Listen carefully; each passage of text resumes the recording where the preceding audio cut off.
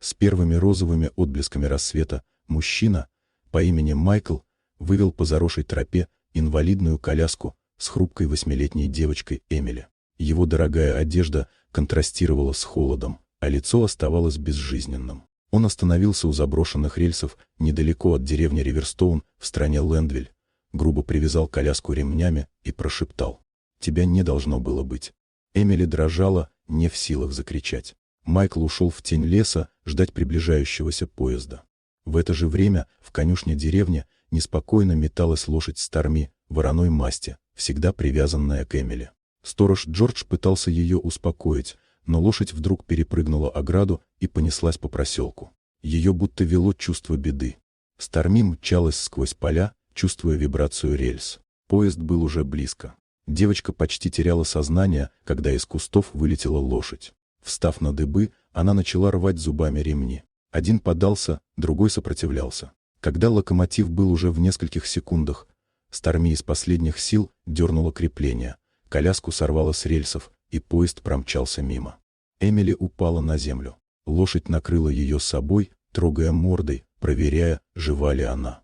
Из леса выбежал Майкл, ошеломленный не чудом, а тем, что план сорвался. В этот момент подъехала полиция. Джордж успел вызвать их, заметив побег лошади. Когда офицеры увидели девочку и разорванные ремни, все стало ясно. Эмили прошептала: «Папа привязал меня». Майкла арестовали на месте. Старми не отходила от девочки, даже когда ее увозили медики. История быстро разошлась по Риверстоуну и соседним городам. Газеты писали о героической лошади. Но для Эмили все оставалось личной болью.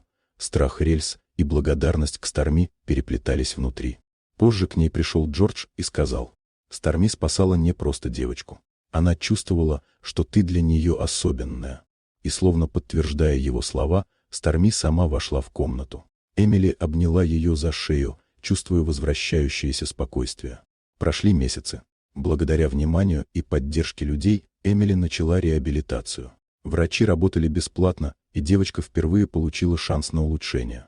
Старми каждый день была рядом. Тем временем шел суд над Майклом. Свидетели рассказывали о его жестокости.